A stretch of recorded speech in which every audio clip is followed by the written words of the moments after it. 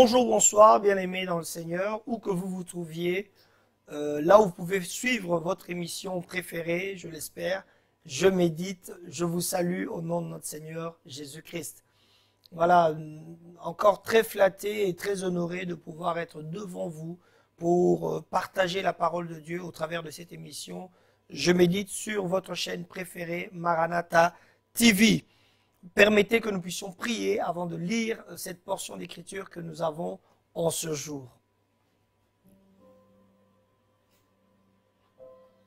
Père éternel, Dieu du haut des cieux, Maître des temps et des circonstances, toi qui as disposé ces instants pour que mon frère, ma sœur, cette personne puisse écouter ta parole.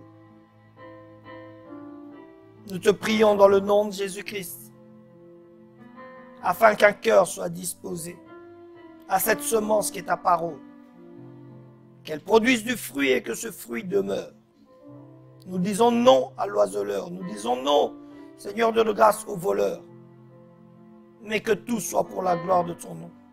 Merci, cher Saint-Esprit, d'être présent en ces instants, au travers de ce support, qu'un cœur soit disposé pour la gloire du nom de ton Fils, notre Seigneur et Sauveur, Jésus-Christ.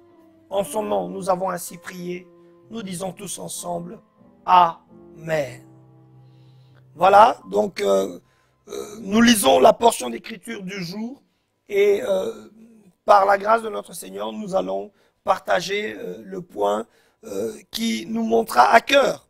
Voilà, nous sommes dans le livre d'Éphésiens, chapitre 6e, à partir du verset 10 jusqu'au verset 17. Au reste, fortifiez-vous dans le Seigneur et par sa force toute puissante. Revêtez-vous de toutes les armes de Dieu afin de pouvoir tenir ferme contre les ruses du diable. Car nous n'avons pas à lutter contre la chair et le sang, mais contre les dominations, contre les autorités, contre les princes de ce monde de ténèbres, contre les esprits méchants dans les lieux célestes. C'est pourquoi prenez toutes les armes de Dieu afin de pouvoir résister dans le mauvais jour et tenir ferme après avoir tout surmonté. Tenez donc ferme et à vos reins la vérité pour ceinture, revêtez la cuirasse de la justice, mettez pour chaussure à vos pieds le zèle que donne l'évangile de paix. Prenez par-dessus tout cela le bouclier de la foi, avec lequel vous pourrez éteindre tous les traits enflammés du malin. Prenez aussi le casque du salut et l'épée de l'esprit, qui est la parole de Dieu. Pour tous ceux-là qui sont adeptes du combat spirituel, ils se retrouvent d'emblée. Et pour tous ceux-là qui ont entendu parler des esprits méchants et des esprits diaboliques, se disent aujourd'hui, nous allons recevoir quelque chose qui pourra nous aider. Effectivement, bien aimé dans le Seigneur, je voulais parler à une vie, je voulais parler à un homme, à un cœur, à une femme. Je voulais te dire simplement que tu n'as pas à lutter contre la chair et le sang. Ça veut dire quoi? Ça veut dire que beaucoup d'entre nous voient au travers des êtres humains qui les entourent les ennemis potentiels de leur foi, les ennemis potentiels de leur destinée, les ennemis de leur vie, ou bien les ennemis de leur évolution. Je voulais dire à quelqu'un que souvent nous faisons fausse route, parce que nous accusons nos proches, nous accusons des personnes physiques que nous voyons, alors que ce n'est pas contre eux, ce n'est pas contre la chair et le sang qui sont à notre contact physique que nous avons à lutter, mais bien aimé, nous avons à lutter contre quelque chose d'autre.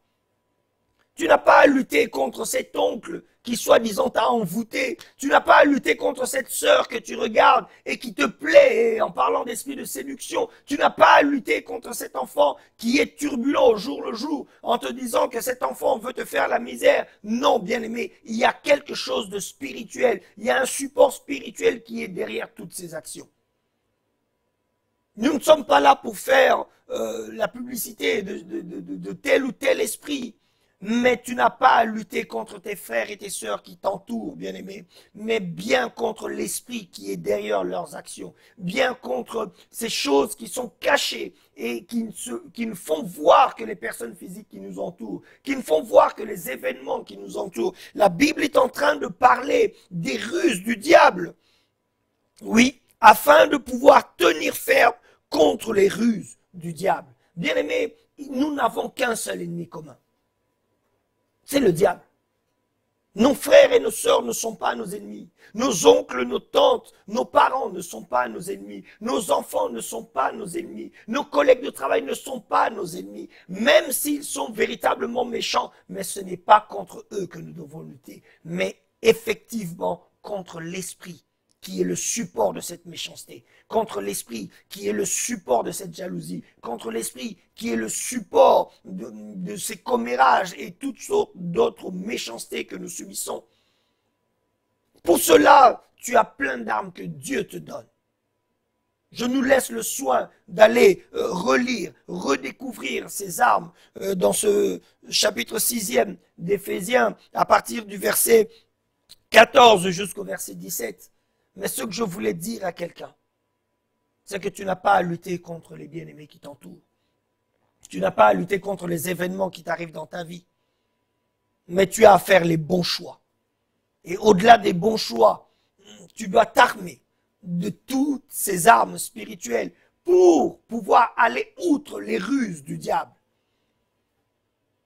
Vous savez, quelqu'un de bien intentionné peut être à côté de vous et changer d'une minute à une autre, d'une seconde à l'autre. Pourquoi? Parce qu'il a reçu un trait enflammé de l'ennemi. Et c'est pourquoi, bien aimé, je voulais insister sur une de ces armes. Une de ces armes qui est super importante, quoique toutes soient importantes, c'est la foi, bien aimé. La foi est ce qui va éteindre tous les traits enflammés qui sont lancés contre ta vie.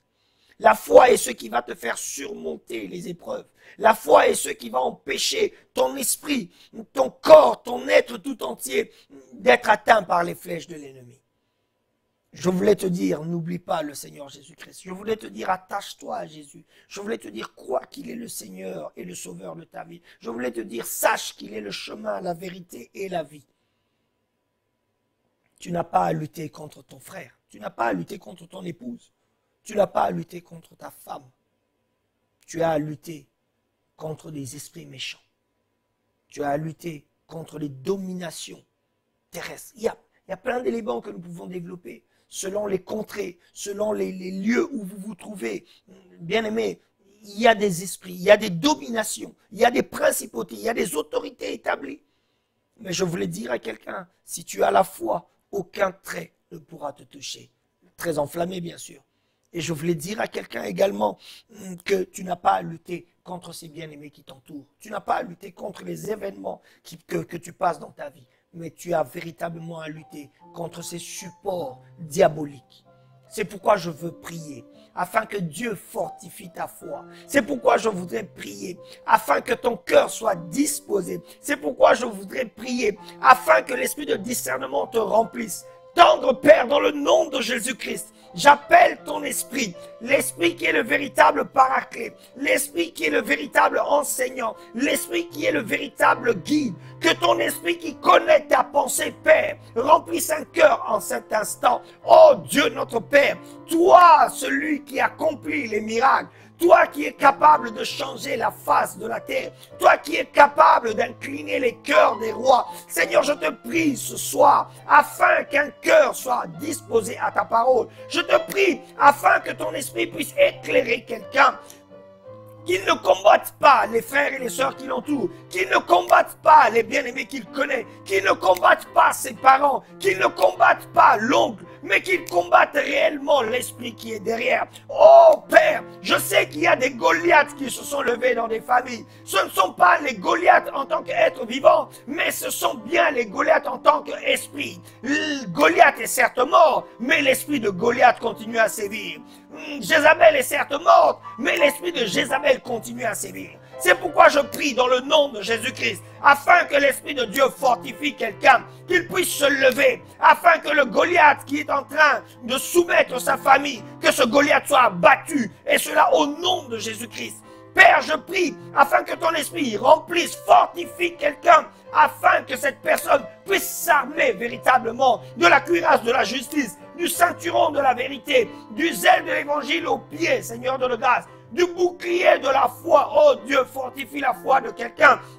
Ta parole me dit que tu es la source de la foi. Oui, je prie afin qu'un cœur soit inondé à cet instant, et que sa foi soit revigorée, que sa foi soit fortifiée. Tendre Père, je te prie pour cette parole, afin que cette parole soit l'épée puissante dans les mains de quelqu'un. Oui, afin qu'il puisse abattre tout esprit méchant, afin qu'il puisse réduire à néant toute puissance d'autorité, toute puissance de principauté, que cela soit réduit à néant par la puissance de ta parole, qui est une véritable arme, qui est une véritable épée. Oh Dieu notre Père, merci pour ce frère, merci pour cette sœur qui est en train de se relever, qui est en train de comprendre qu'il n'a pas à lutter contre ceux qui l'entourent, qu'il n'a pas à lutter contre les hommes et les femmes, mais qu'il a véritablement à lutter contre les esprits méchants dans les lieux célestes, contre les principautés, les dominations et les autorités méchantes, et cela au nom de Jésus-Christ. Merci Seigneur, parce que tu inondes ce cœur. Merci Seigneur, parce que tu fortifies la foi de quelqu'un. Merci Seigneur, parce que tu changes l'environnement de quelqu'un, parce que ses yeux sont ouverts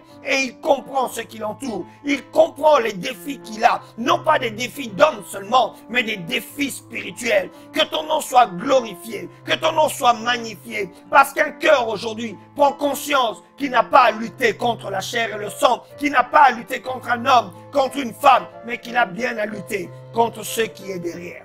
Béni soit ton nom, Seigneur. Béni soit ton nom. Au nom puissant de notre Seigneur Jésus-Christ, nous avons ainsi prié. Nous disons tous ensemble, Amen.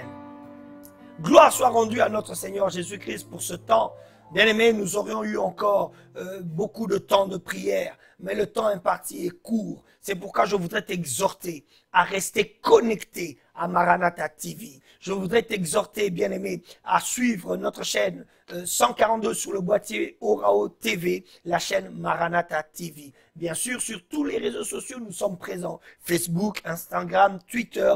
Et n'oubliez pas, bien-aimé, nous sommes sur Maranatha TV, Maranatha TV.fr. Là, vous pourrez trouver notre radio en direct. Nous avons des prières le matin, la nuit, à midi, à chaque instant. Maranatha, c'est un soutien. Maranatha, c'est un accompagnement.